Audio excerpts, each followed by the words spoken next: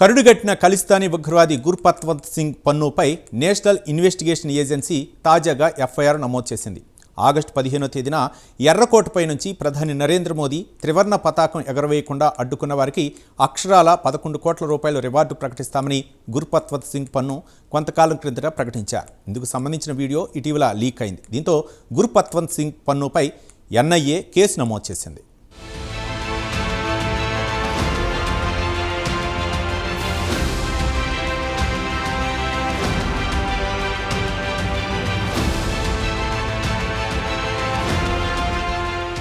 ఖలిస్తానీ ఉగ్రవాది గుర్పత్వంత్ సింగ్ పన్ను ఎపిసోడ్ను భారత్ సీరియస్గా తీసుకుంది. ఇందులో భాగంగా గుర్పత్వంత్ సింగ్ పన్నుపై నేషనల్ ఇన్వెస్టిగేషన్ ఏజెన్సీ ఎన్ఐఏ తాజాగా ఒక ఎఫ్ఐఆర్ దాఖలు చేసింది. ప్రధాని నరేంద్ర మోదీకి సంబంధించి గుర్పత్వంత్ సింగ్ పన్ను విడుదల చేసిన వీడియోనే ఇందుకు కారణం. కాగా ఈ ఏడాది ఆగస్టు 15వ తేదీన ఎర్రకోటపై నుంచి ప్రధాని నరేంద్ర మోదీ త్రివర్ణ పతాకం ఎగరవేయకుండా అడ్డుకున్న వారికి అక్షరాల 11 కోట్ల రూపాయల రివార్డు ప్రకటిస్తామని గుర్పత్వంత్ సింగ్ పన్ను కొంతకాలం క్రిందట ప్రకటించారు. ఇందుకు సంబంధించిన వీడియో ఇటీవల లీక్ అయింది. దీంతో గుర్పత్వంత్ సింగ్ పన్నుపై ఎన్ఐఏ ఒక ఫస్ట్ ఇన్ఫర్మేషన్ నమోదు చేసింది. భారతీయ న్యాయ సంహిత అలాగే ప్రివెన్షన్ ఆఫ్ లాఫుల్ యాక్టివిస్ట్ కింద పన్నుపై కేంద్ర దర్యాప్తు సంస్థ ఎఫ్ఐఆర్ నమోదు చేసింది. ఈ మేరకు ఎన్ఐఏకు కేంద్ర హోంమంత్రిత్వ శాఖ నుంచి ఆదేశాలు వచ్చాయి.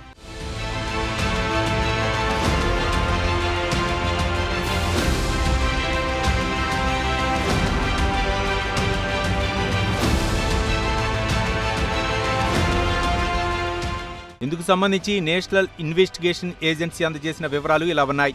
ఈ ఏడాది ఆగస్టు 10వ తేదీన పాకిస్తాన్లోని లాహోర్ ప్రెస్ క్లబ్లో మీట్ ది ప్రెస్ కార్యక్రమాన్ని గుర్పత్వంత్ సింగ్ పన్ను నిర్వహించారు. ఈ సందర్భంగా ఖలిస్తానీ ఉద్యమం గురించి ఆయన వివరించారు. అంతేకాదు అధిక సంఖ్యలో సిక్కులుగా ఉన్న పంజాబ్ రాష్ట్రం భారత సార్వభౌమాధికార పరిధిలోకి రాదని ఆయన ఒక తప్పుడు సిద్ధాంతాన్ని ప్రతిపాదించారు. అంతటితో పన్ను ఆగలేదు. ఖలిస్తానీ ఉద్యమానికి భారత ప్రభుత్వం అనేక అడ్డంకులు సృష్టిస్తోందని గుర్పత్వంత్ సింగ్ పన్ను మండిపడ్డారు. ఈ సందర్భంగా ఆగస్టు 15న ఢిల్లీలోని ఎర్రకోట నుంచి ప్రధాని నరేంద్ర మోదీ త్రివర్ణ పతాకం ఎగరవేయకుండా అడ్డుకున్న వారికి ఆయన 11 కోట్ల రూపాయల నజరానా అందిస్తామని గుర్పత్వంత్ సింగ్ పన్ను ప్రకటించారు.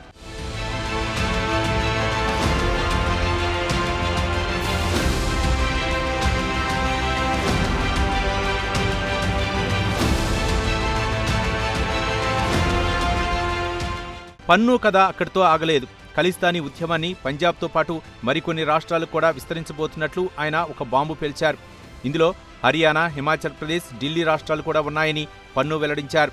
ఇందుకు ఢిల్లీ బనేగి ఖలిస్తానీ పేరుతో ఒక పక్కా ప్రణాళిక తయారు చేసినట్లు గుర్పత్వంత్ సింగ్ పన్ను వెల్లడించారు. అయితే ఇదంతా సిక్స్ ఫర్ జస్టిస్ అనే అనుబంధ సంస్థ చూసుకుంటుందని ఆయన పేర్కొన్నారు.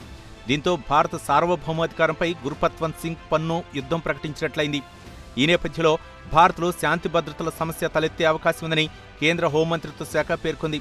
ఈ నేపథ్యంలోనే పన్నుకు వ్యతిరేకంగా తాజాగా ఎఫ్ఐఆర్ నమోదు చేయవలసిందిగా నేషనల్ ఇన్వెస్టిగేషన్ ఏజెన్సీని కేంద్ర ప్రభుత్వం ఆదేశించింది.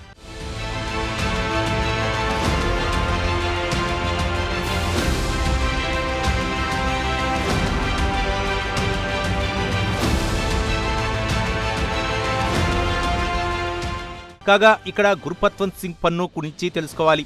వాస్తవానికి పన్ను కరుడుగట్టిన ఖలిస్తానీ ఉద్యమవాది. అంతేకాదు ఖలిస్తానీ ఉద్యమానికి అనుబంధంగా సిక్స్ ఫర్ జస్టిస్ అనే సంస్థను పన్నునే స్థాపించారు. అమెరికాలో ఉంటూ ప్రపంచవ్యాప్తంగా ఖలిస్తానీ ఉద్యమ కార్యక్రమాలను ఆయన సమన్వయపరుస్తుంటాడు.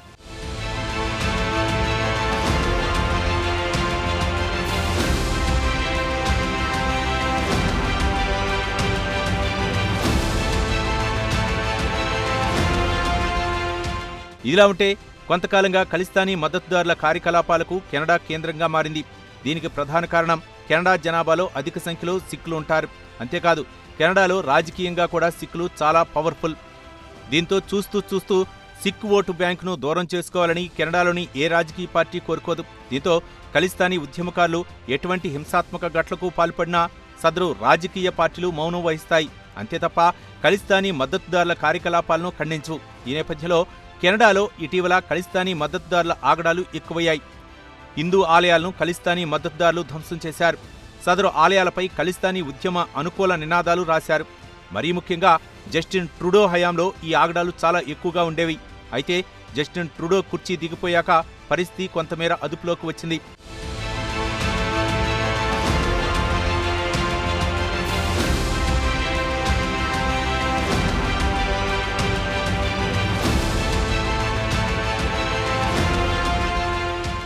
వాస్తవానికి ఖలిస్తానీ అంటే పవిత్రమైన భూమి అని పంజాబ్లో అర్థం.